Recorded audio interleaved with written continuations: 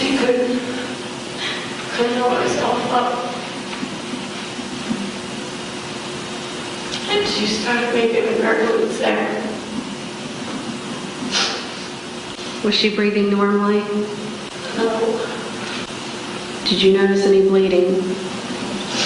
just a little around her nose and mouth.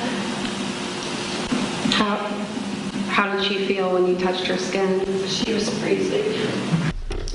Sources close to the case say it could take up to 2 weeks to reach a verdict. Taylor is facing a number of charges. Hi guys, and thank you so much for joining me. If you are new to my channel, I'm Kat and I like to talk about true crime, conspiracies and all sorts of related things. By the way guys, let me just tell you this. You see this jumper on me? This is actually my grandmother's jumper. Oh my god, I'm over the moon to be wearing her jumper. I remember her when she was younger and she was wearing this jumper and it really suited her so nicely. She was a sweetheart when she was young. She is still a sweetheart now. But guys, seriously, I think that my grandmother when she was younger, she was really thin because I could barely get this jumper over my head unless my head is gigantic. I don't know, but I felt like I'm gonna rip the top. It's so tight around here. I don't know how she got it over her head. How did she do it? I need to ask her when I call her next time. Anyway, thanks for joining. And in today's video, I am going to talk to you about a case which was requested by one of the admins of the Facebook group West Virginia versus Benjamin Taylor, Emmaleigh Barringer case discussion. If you would like to join this group yourself, I will leave the link for it in the description down below. And guys, from the beginning, seriously, trigger warning, I will be discussing SA and death of a baby. And if this is something you are not comfortable watching, then please, now is the time to leave and I will see you in the next video. I'm not gonna get upset, don't worry about that. Okay, let's get into it. But before we get started, I just want to give you my quick disclaimer. All the information that I'm giving you in today's video is already found in the public domain. The video is for educational purposes only. Thank you so much. Now let's get started. This is a hard one. Emmaleigh Elizabeth Barringer was born on 27th of November 2015 in Charleston, West Virginia in the US to her mother, Amanda Leigh Adkins. Emmaleigh had 3 older siblings, Nate, Carleigh and Cameron, and many other family members who simply adored her and family members who really loved her. How can you not love a baby? Her family described Emmaleigh as a sweet angel with a gorgeous smile, full of life, a happy and healthy baby girl getting ready to walk, dance, explore the world around her, tasting different baby food flavors, but in particular she really liked sweet potatoes. I love sweet potatoes. Who doesn't like sweet potatoes? She was simply the most pleasant baby in the whole world. Emmaleigh was born 8 weeks premature. However, she was a healthy baby, and her mom, Amanda, would document Emmaleig's journey on Facebook throughout her short life. She was her mom's pride and joy. You would see Emmaleig's Valentine's Day photos with her outfit, her Christmas outfit, a proud Amanda of her cute, adorable, preemie baby. Little did she know that these photos and memories would be the last ones she would ever take of Emmaleigh. In 2016, Amanda relocated to West Virginia from Maryland, and in the same year, she is swept off her feet by Benjamin Taylor, and the two start dating and have a relationship. Amanda's family really liked Benjamin. They believed he's a keeper, a really good guy, and really good for Amanda. They never saw any red flag. The both of them soon moved in together with Amanda's children, including Emmaleigh. Little did Amanda know that in October 2016, her boyfriend, who she trusted greatly, would kill her baby girl, Emmaleigh, in the most brutal way possible at only 10 months old. Benjamin Taylor is originally from the Jackson County area in West Virginia and worked as a construction worker at Douglas Builders and Hunter Construction, according to his page, which was later deleted, to his Facebook page. Just as Amanda, he recently moved to West Virginia and they both appear to start dating in July 2016. In his profile bio, Benjamin wrote that he is dead inside, and as his cover photo he posted the quote, "I will never apologize for being a sex freak." Benjamin is a father of one boy from a previous relationship who would now be around 5 or 6 years old.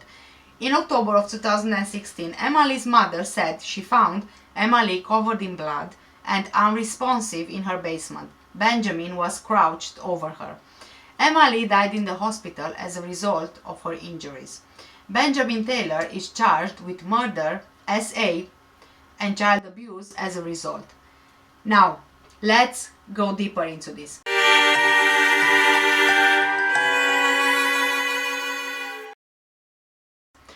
On 2nd of October 2016, Amanda and Benjamin had been drinking and smoking marijuana the night before the attack.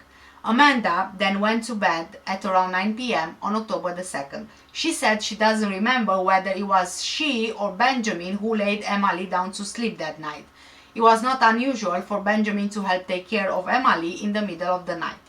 Amanda believed Benjamin really loved her kids. She walked downstairs to the basement of her home in the early hours of October the 3rd, 2016, when she woke up to Emmaleigh missing from her bed at around 4:45 a.m. to find Benjamin Taylor, her boyfriend at the time, kneeling over her naked daughter with his jeans unbuttoned. She told the court, "I was confused. I asked him what he was doing and he said he was drying her off." But as she approached Emmaleigh and Benjamin, Amanda noticed her daughter's face was covered in blood. The baby was also making a gurgling sound and was called to the touch. After rushing unconscious Emmaleigh upstairs, Amanda called 911. In the recording played in court, Amanda was heard screaming, "I think he effing raped her," before telling the dispatcher that Emmaleigh is bleeding from the vagina. Amanda was then heard screaming at Benjamin Taylor, "What the F were you doing? Why is she naked?" Emmaleigh was rushed to Charleston Hospital, where she was later pronounced brain dead. She died 2 days later on October the 5th, 2016, after Amanda made the difficult decision to switch off her life support machine. After his arrest, Benjamin Taylor allegedly told deputies that he took the baby to the basement but blacked out and didn't know how the injuries happened. Typical.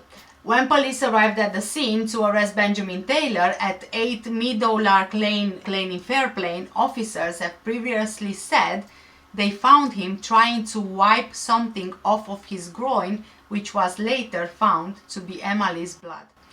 Blood-soaked clothing and blankets were found in the home's basement, where Amanda said she discovered Emmaleigh and Benjamin. After his arrest, Benjamin allegedly told the deputies that he took the baby to the basement because she wasn't ready to go to sleep, but blacked out and didn't know how the injuries happened. That seems very convenient. He also mentioned having blackout episodes on previous occasions, but never sought medical attention for the issue. Police found the mother of 4, Amanda, clutching baby Emmaleigh and covered in blood. Her 3 other children were at home during the alleged assault. Jurors were played body camera footage from the attending officers that showed Benjamin Taylor inside the apartment. At the request of an officer, Benjamin was seen lifting up his shirt and revealing a patch of blood on his stomach. He told deputies the blood stain must have been from when he picked Emmaleigh up. An audio recording was also played to the courtroom of Deputy Lucas Casto interviewing Benjamin Taylor during his detention. Benjamin can be heard saying he wasn't aware the baby was bleeding until someone told him. Deputy Casto also saw blood on Benjamin's thigh that appeared to come from Emmaleigh. Benjamin Taylor has been indicted on multiple charges after the SA and death of 10-month-old Emmaleigh Barringer. Benjamin was indicted on charges of child abuse, SA, and murder on Wednesday, October 26, 2016. On 10th of December 2016, a Jackson County judge found probable cause against Benjamin Taylor for both first-degree murder and first-degree SA of Emmaleigh. 3 witnesses took the stand in an hour-and-a-half court proceedings. Emmaleig's mother, Amanda Adkins, one of the first deputy sheriffs on the scene of the violent attack, and the chief medical examiner who performed Emmaleig's autopsy. After drinking and smoking marijuana with Benjamin, Amanda went to bed around 9 p.m. on 2nd of October. On 3rd of October, she went to the basement around 4:45 a.m. and found Emmaleigh naked on a pile of laundry alongside Benjamin Taylor, who had his shirt off and trousers unbuttoned. After seeing blood and injuries on Emmaleigh, Amanda picked up Emmaleigh and screamed, "What did you do to her?" In her testimony, Amanda Adkins says she ran upstairs and immediately dialed 911. Jackson County Deputy M. Casto, one of the first law enforcement officials on the scene of the gruesome attack, says he collected an audio statement from Benjamin Taylor on October the 3rd about what happened. This was submitted as evidence in the case. In the audio played inside the courtroom, the male voice identified as Benjamin claims he blacked out and couldn't remember what had happened. The deputy says Benjamin's claims of his mind being so far blank contradicts what he had told deputies earlier, that he heard Emmaleigh crying, that he saw blood running, and that he tried to swipe her to clean off or stop the blood. In the audio tape, Benjamin Taylor said he had been drinking beer and smoking weed on October the 2nd. The deputy mentioned Benjamin did not seem overly intoxicated while answering law enforcement questions, and he was able to provide intelligent answers. Dr. Alan Mock, chief medical examiner for the state of West Virginia, also spoke in court. Dr. Mock performed the autopsy of Emmaleigh and determined the manner of her death was homicide. The autopsy confirmed that Emmaleigh suffered extensive bleeding. State Chief Medical Examiner Dr. Alan Mock, who carried out the autopsy, said that Emmaleig's injuries were consistent with being vaginally penetrated multiple times by an adult male. Her head injuries suggested she had been thrown to the ground or slammed against an object. Because of the high-profile nature of this case, 7 law enforcement agencies were at the courtroom. Ravenswood Police, Ripley Police, Jackson County Sheriff's Office, West Virginia State Police, WVDNR, the U.S. Marshal's Office, and the Fire Marshal's Office. Benjamin Taylor was wearing a bulletproof vest while in court. Benjamin Taylor, 33 years old at the time, was charged with first-degree murder in Jackson County Magistrate Court. The charge carries a life sentence and no bond.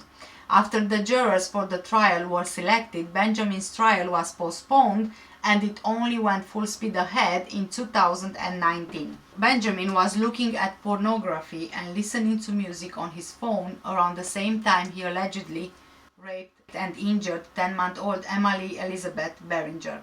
The lead investigator in the case, Ross Mellinger of the Jackson County Sheriff's Department, took the witness stand as the prosecution continued its case in the court of Circuit Judge Craig Tatterson. The lead investigator testified that Benjamin's phone data showed he looked at legal pornography on his phone from around 2:52 a.m. to 3:17 a.m. on October the 3rd. In my mind, it was a prelude to the assault or simultaneous to it, Mellinger said. That's just my theory. At around 4:54 a.m., records show that Benjamin made a 9-second call to a contact listed on his phone as home. Police arrived at the home at 5 a.m. after Amanda's 911 call. Benjamin also texted with his brother around the time investigators were at the apartment at around 5:14 a.m. His brother texted to ask him what happened. Benjamin replied, "Dumb shit, but don't worry, I'll be dead sometime." As prosecuting attorney Katie Franklin continued presenting her case, Ross Mellinger and others testified to the forensic aspect of the investigation. The police body camera footage shows the officers patting down Taylor, at which time he lifts up his shirt to show them dried blood on his torso. In an unsolicited gesture on the video, he tries to show the officers that there is no blood on his genitals by pulling the waistband of his pants away from his body. During his testimony, Casto pointed out damp spots on the crotch of Taylor's pants, as well as the blood stains on his abdomen and chest. During cross-examination of Lucas Casto, defense attorney Tim Rosinski pointed out that Benjamin was arrested less than 2 hours after officers arrived at the apartment complex. Tim Rosinski asked the witnesses if they canvassed the neighborhood. All of them said they had not. He also said Benjamin was arrested before a proper interview was conducted with Amanda Atkins and without officers speaking to neighbors who may have seen someone else coming or going from the apartment. The police also did not speak with the medical staff who treated Emmaleigh Barringer. Your bullseye was on my client and my client alone. Is that correct? Rosinski said. Ross Mellinger testified that Benjamin was the prime suspect in the investigation from the beginning and there was probable cause to place him under arrest quickly. Without a doubt in my mind, your client raped and murdered Emmaleigh Barringer, Mellinger said. In the moments before Benjamin was handcuffed, he put his hands in his pockets and began rubbing at his groin vigorously as if he was trying to wipe something off of his body. Benjamin also made the statement unsolicited, "I knew I was fucked" at the time of his arrest, and he said it again when investigators were collecting DNA samples from his body. Tim Rosinski, the defense attorney, asked multiple witnesses about the exterior basement door and whether officers checked to see whether it was locked. Ross Mellinger testified that he checked the door shortly after he arrived and at the apartment and found that the door was locked, as was a nearby basement window. Darren Francis is a forensic investigator with the Kanawha County Sheriff's Department and a member of their crime scene investigation unit. Darren Francis testified that investigators logged and processed numerous pieces of laundry containing biological stains. There were numerous suspected blood stains on multiple surfaces, including on the laundry, on the rug underneath the laundry, and on the floor of the basement where the assault happened. Investigators also found suspected blood on a nearby utility sink, and it appeared the blood there had been diluted by water. On cross-examination, Tim Rosinski pointed out there would be no way to tell when the stains were left.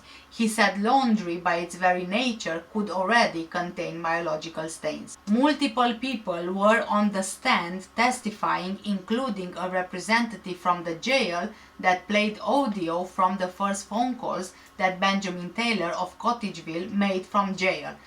Mark Jarrett, the representative from the jail, played recordings from Benjamin Taylor's first phone calls. The first call, which was with his mother, said, "I'm so sorry, I didn't molest that child. I did do something bad, but I didn't molest her." While call 2 said, "I know she done something, but I don't know what. I'm not afraid to take my punishment for what I've done, but what I've been charged with is not what I should be charged." In call number 3, Benjamin Taylor was talking on the phone with someone who was later found to be his mother about how the baby's organs were donated and they were having a viewing. Benjamin thought it was good news, and the person on the other side of the call said, "Yeah, I'm glad something good will come of this." Where Taylor responded, "The reason why I think that's a good thing is because they don't have much evidence." David Miller, a forensic scientist for West Virginia State Police, showed pictures of Emmaleig's diaper and Benjamin's jeans from that night, where he said he tested a few areas of the diaper and found blood and presumptive seminal fluid. Seminal fluid was found on Benjamin Taylor and areas of his jeans. During cross-examination of David Miller by Benjamin's attorney, Tim Rosinski asked if presumptive seminal fluid means it was definitely seminal fluid, and David Miller answered no, but said that the DNA analyst will test further to confirm. On 15th of March 2019, the third day of the trial of Benjamin Taylor, the focus was DNA evidence. The prosecution called 2 witnesses to the stand. The details that came to light as a result were very disturbing. First to the stand was David Miller, a scientist at the West Virginia State Police Forensic Lab. A total of 40 items were sent to the forensic lab to be analyzed, according to David. That number is much higher than other cases, he said. For a typical homicide case, 8 items are usually analyzed. These test results, samples, swabs, and findings were presented to the jury. The results that would perhaps be the most damaging for Benjamin were inconclusive. If I had run this test alone and only this test, if I had not redone the sample, I still could not make any conclusions on this sample, forensic scientist Angela Gill said, referring to the vaginal vault sample taken from Emmaleigh. The basement floor, which is where investigators say the crime happened, tested positive for Emmaleigh's blood. Emmaleig's diaper tested positive for trace amounts of semen and her own blood. Defense attorney Tim Rosinski noted in cross-examination that the semen found there could have been the result of Benjamin Taylor masturbating and then changing her diaper sometime later. Even that is just horrendous. Penile swabs taken from Benjamin found semen and tested inconclusive for other DNA. On Benjamin's jeans, both semen and Emmaleig's blood were detected. Tim Rosinski said the tests performed by Miller and Gilles are unable to pinpoint when the semen got onto the jeans, to which Gilles agreed. On the sink in the basement, Emmaleig's blood was present according to tests. Other DNA tested inconclusive. Emmaleig's DNA was also present on Benjamin's chest and abdomen. 2 rape kits were performed on Emmaleigh. One was performed at the Charleston hospital when she arrived, and the other was performed by the medical examiner in the case after she had died. Angela Gill tested the kit that was performed at the hospital. These results are inconclusive, she said. She said male DNA was inside of Emmaleigh, but the levels were so low that there was no way to determine if it belonged to Benjamin Taylor. The amount of blood Emmaleigh lost could have tainted any male DNA present. It could have washed it away. The defense questioned why Angela Gill tested the kit twice. If every location in there matched Mr. Taylor but it still indicated a mixture, I had to run the test again to determine if I could separate out those results, she said. I cannot go piecemeal and try to match what I wanted to Mr. Taylor's profile. Angela Gill also testified that DNA found inside the infant could have come from 2 males. We do have a valid result. However, this result indicated that there was more than 1 male present. Therefore, I cannot separate out what could have come from one male and what could have come from another. That is impossible to do, she said. The defense tried to conclude that the DNA did not belong to Benjamin Taylor, but Angela Gill was adamant that it was impossible to tell. Being partial and low level and a mixture, I cannot discern out whether he is there or whether he isn't, she said. She also testified that it was possible the other DNA could have come from a doctor treating the baby, and added that due to the large amount of blood that came from the baby, DNA could have been washed away. The defense also started calling witnesses. Their first witnesses were neighbors to where the incident happened. Jurors also heard from a character witness on Benjamin Taylor's behalf who does not believe he committed the crimes. Barbara Kay, the neighbor to Emmaleig's mother, Amanda Atkins, was called to the stand by the defense. The incident happened at Amanda's Fairplain apartment, where Barbara is wall neighbors with her. She said she has never heard Emmaleigh cry before, but she knows it was her. She got up to call 911 that night after much screaming from Emmaleigh, but decided not to call when the baby stopped crying. Barbara told police that night that she did not hear anything, but said in court she doesn't know why she said that. Taylor Ramsey testified on Benjamin's behalf and said he's always been polite and happy going throughout his life and knows there was no way that he did it. Before being accused of brutally raping and murdering his girlfriend's baby, Benjamin Taylor committed a list of crimes in West Virginia. In the police documents, which HollywoodLife.com has obtained exclusively, it was first revealed that Benjamin pled no contest to 1 count of driving under the influence, second offense in Jackson County, West Virginia, in September 2015. He was required to pay $336.20 and placed under house arrest for 6 months. He was arrested in 2011 and pled guilty to a misdemeanor charge of driving with a suspended license. Again, in 2011, he was arrested for a seatbelt violation and pled guilty to the misdemeanor charge. Back in 2008, he pled guilty to the misdemeanor charge of making obscene phone calls, harassing and threatening the person on the other end. The charges were dismissed per plea agreement. In 2006, he pled no contest to his first DUI offense. The court recommended 24 hours in jail and a $100 fine. In 2003, Benjamin was accused of manufacturing a controlled substance. The charges were dismissed. That same year, he pled guilty to the misdemeanor charge of possession of 15 grams of marijuana. He was fined $100. In September 2016, he was again charged with a misdemeanor for not wearing a seatbelt. During that traffic stop, it was revealed that he was driving with a suspended license because of unpaid traffic tickets and an active DUI investigation, and he was arrested. Doctors believe Emmaleigh was assaulted hours before she arrived at the hospital and suffered extensive bleeding and physical trauma as the result of her SA. She also had a fractured skull and brain hemorrhaging from being violently shaken or hit, commonly referred to as shaken baby syndrome. And from what I also read, it seems that Benjamin Taylor was on top of Emmaleigh when the assault happened, in the missionary position, and because of this, obviously comparing the size difference between him and the baby, he would have covered her face with his body and smothered her whilst doing the act, you know. It seems there were marks around her neck and face consistent with someone applying pressure by using that position. I would like now to read a part of the criminal complaint against Benjamin Taylor, but I'm warning you, this is graphic, it's graphic. I'm gonna have to read it from my... I'm not even sure I can see clearly. This time is 12:30 in the night and I am feeling so sleepy. Sorry guys. Okay, make it bigger because I can't see properly here. Last warning, this is very graphic. On Monday, October the 3rd, 2016, this undersigned officer was notified at home by Deputy L.M. Casto of the JCSD.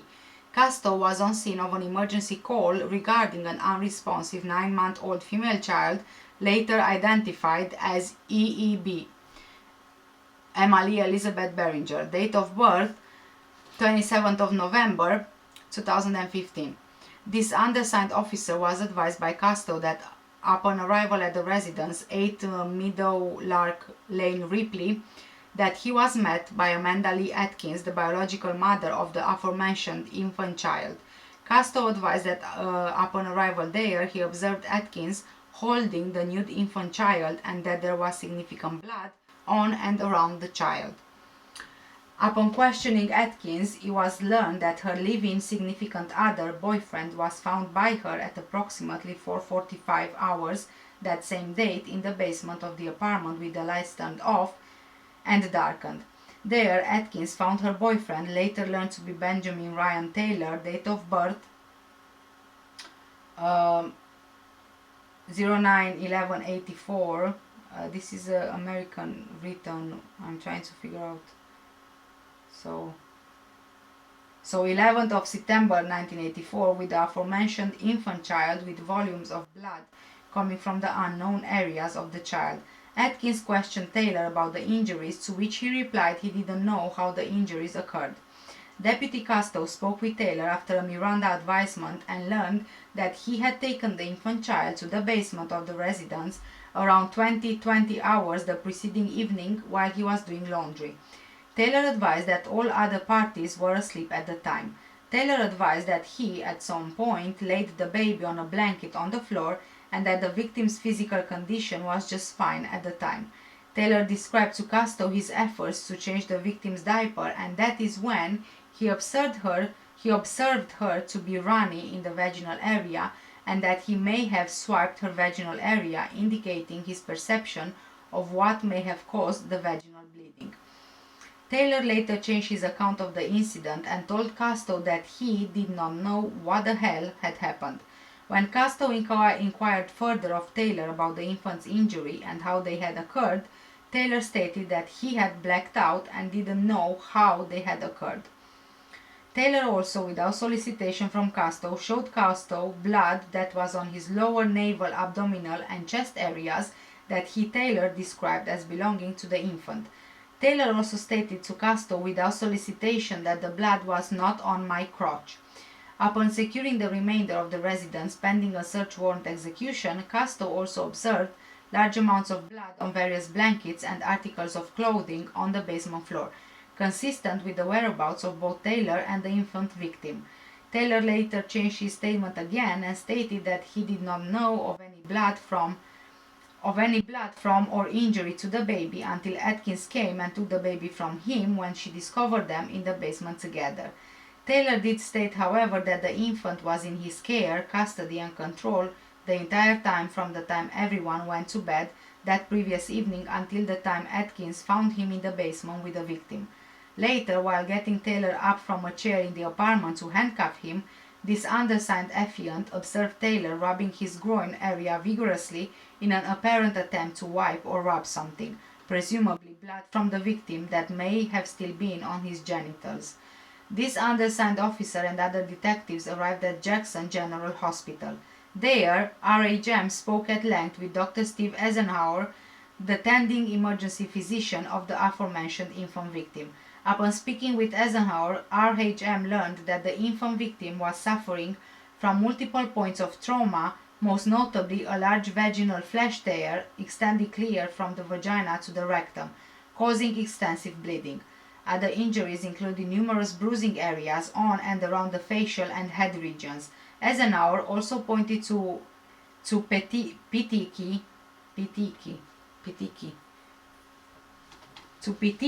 in the child's eyes, and her core body temperature was 90 degrees Fahrenheit, consistent with trauma and injuries sustained many hours prior without the rendering of any first aid or other medical care. Eisenhower explained that the injuries were consistent with a violent SA and intrusion penetration, as well as a violent shaking or striking of the facial area of the same child, commonly referred to as shaken baby syndrome.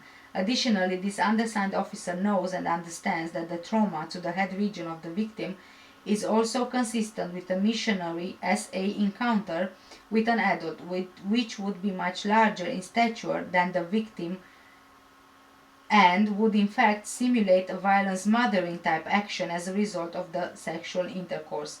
R.H.M. observed and videoed injuries consistent with those described by Eisenhower. R.H.M. noted bruising and swelling around the child's eyes, throat, and right ear region. R.H.M. also noted the extreme and profuse bleeding from the vaginal area of the child, leaving as blood stain on the undersheet approximately 4 times the size of the child's pelvic region. R.H.M. noted and videoed uninterrupted bruising around the vaginal and groin areas, down under each side of child's labia and onto both buttocks. All bruising was continuous and extensive. R.H.M. later executed a search warrant on the body of Benjamin Ryan Taylor.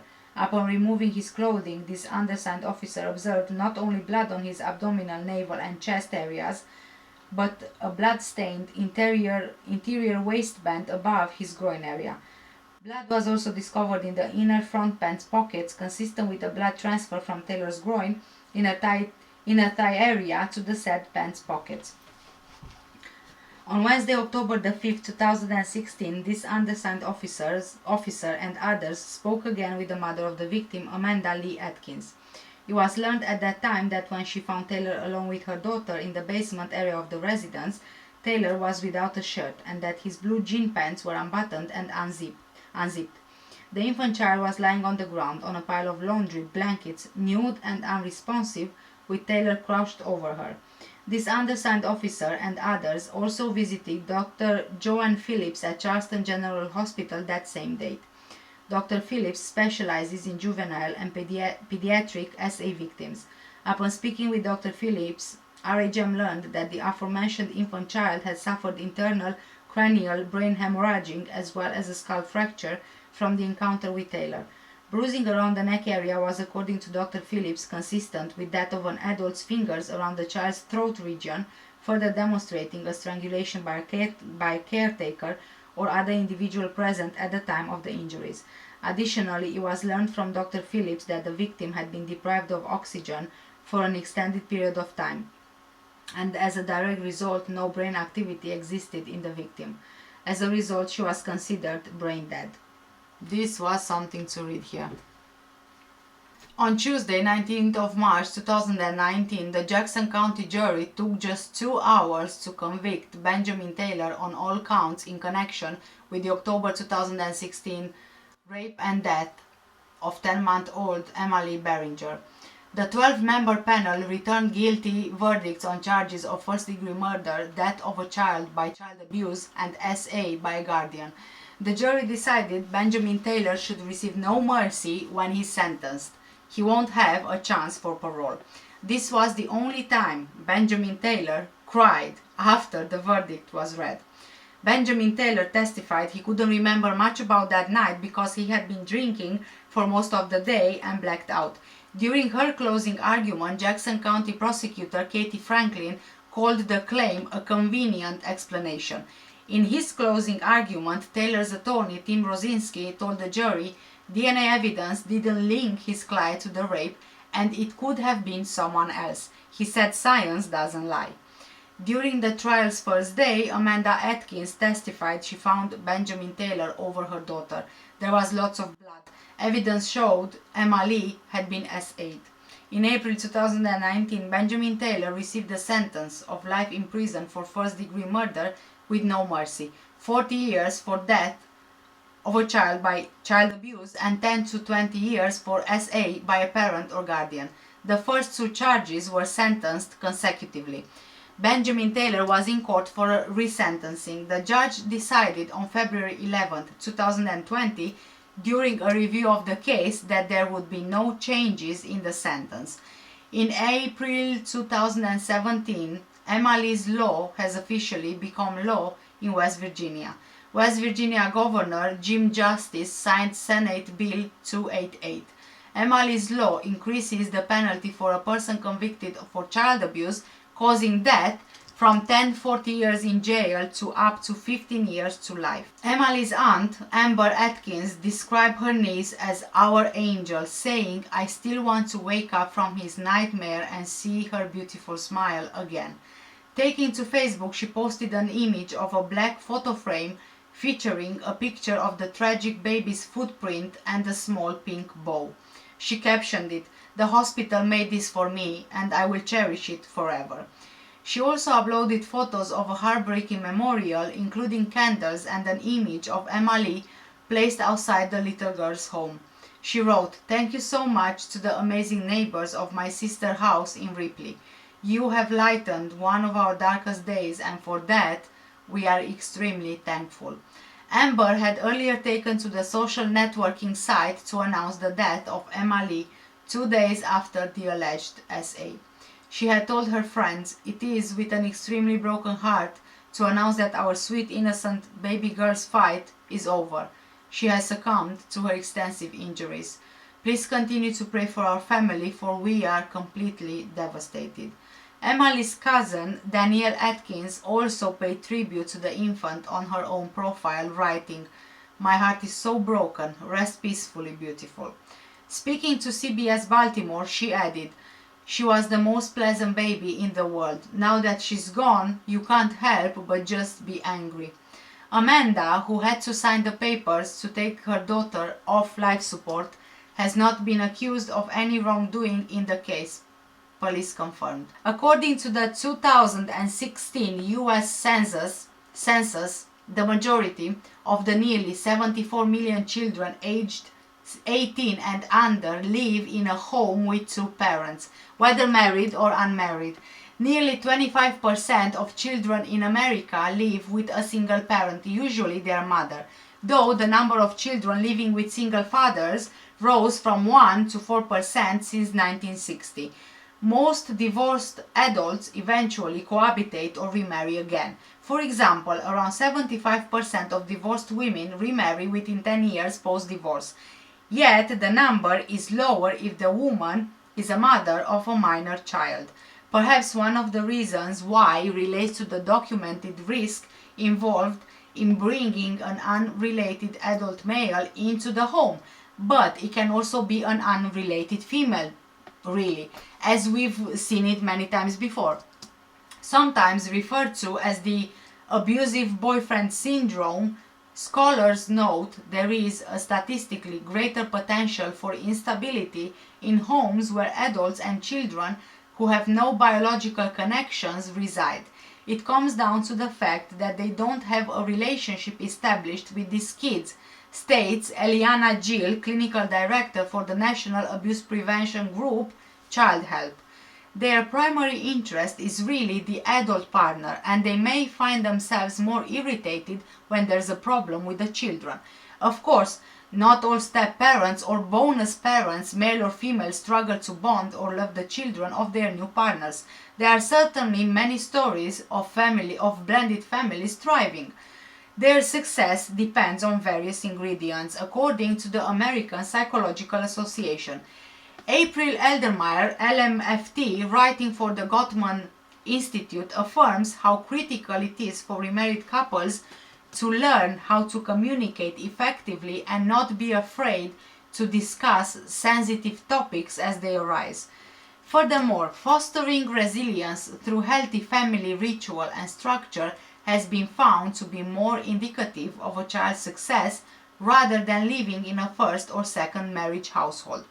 Nonetheless, children of divorce and later remarriage are twice as likely to academically, behaviorally, and socially struggle as children of first marriage families. About 20 to 25% struggle compared with 10%, a range of research finds.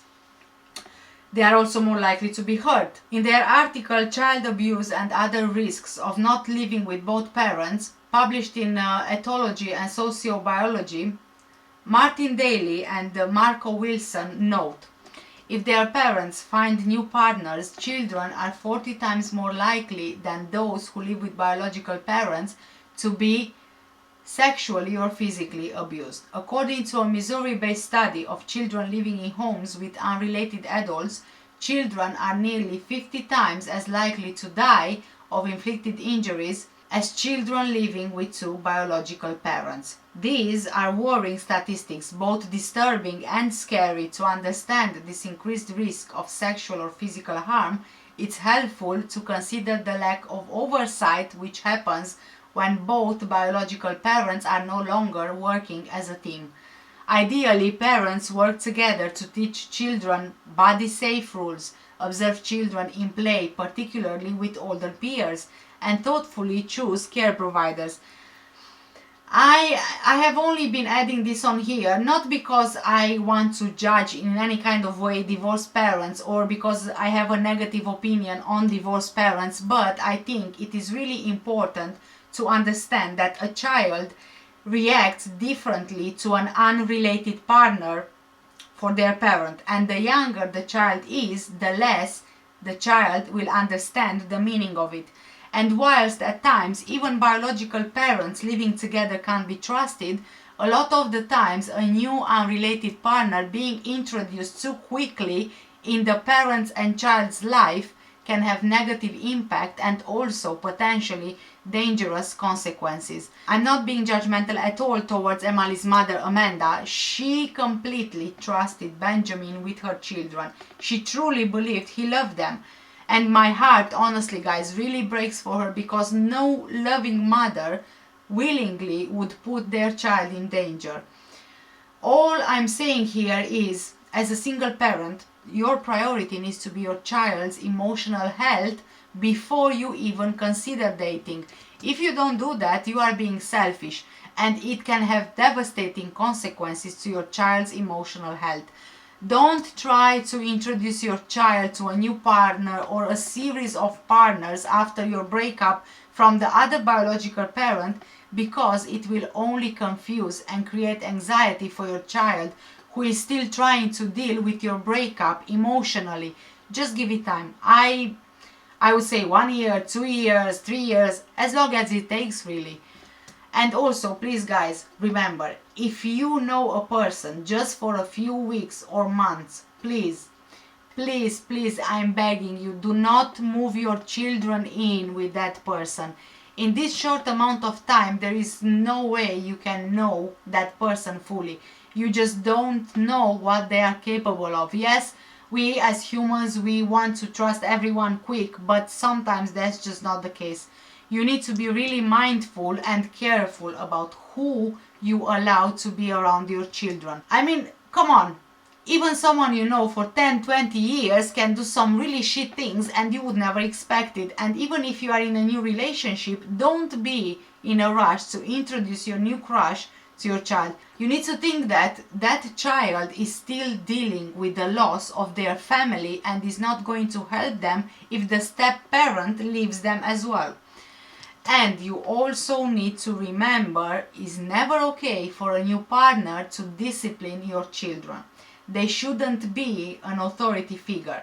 It's always best to slowly introduce the new partner to the children and nurture their relationship in a positive way. According to family psychologist Patricia Papernow, step or bonus parents should focus on nourishing a healthy relationship with their partner's children. This is paramount. She emphasizes this be done through connecting and not correcting or punishing. Papernow suggests the biological parent should handle most of the discipline while the new parent builds a relationship, and she encourages step bonus parents to be authoritative or even permissive, but certainly not authoritarian in their approach. And now going back to Benjamin Taylor, as we've reached the end of the video. I don't believe his blackout story at all. No, it's complete bullshit. I don't, there's no way that he didn't know what he did. There's no way he didn't know what he did. If really he wouldn't know, and I'm not saying it doesn't happen that you black out and you don't know what happened, but if he really didn't know, then why would he try to justify the blood found on him, even showing the police his groin without even being asked? Why would you do that? Why would you say you didn't molest her if you didn't know what happened to her because you blacked out, right? I think what he says is a bunch of crap. Crap, honestly. This baby did not deserve what happened to her. I cannot understand for the life of me, how can you get a kick out of assaulting a baby? How do you get a kick out of that? And he even has his own child. Can you even try to imagine that perhaps he could have done something similar to his own child as well? Oh my god, it's just unbelievable. There are some disgusting scumbags on this earth. Oh my god, that some of these people, they just deserve to be burned. Just burn them all. Burn them all, finish them all, so they don't live on this earth, breathe this air, eat the food, so they don't do nothing. Because they are just a complete waste of space and everything. Oh, it's just disgusting. Disgusting. It's just horrendous. I mean, how can you even think about a baby that way? How can you think about a baby that way? Only lowlifes, scumbags, monster fuckers, whatever. No human names can do this. No human names. Sociopaths. Oh my god, there are no names that I can come up with which are fitting enough for this asshole here. And no amount of punishment that he received will ever be enough to compensate for the damage and heartbreak that he created. There was even a petition made to hang him for his crime, and let me tell you, so many people agreed. It even got to the White House, but sadly it was declined. Although I would prefer he lives rather than a quick death, because you know why? I want him to get in jail, and I want him to be in jail, in that jail, and please, whoever is in that jail with him, do remind him of what he did. Do give him the same pain, if not tenfold, what he gave this sweet baby Emmaleigh. Oh, I hope so that we have the other inmates who will bring justice. Oh, this enrages me so bad. Anyway guys, thank you so much for watching today's video. Like I said, if you want to join the Facebook group who requested me to cover this case, I will leave the link for it in the description down below.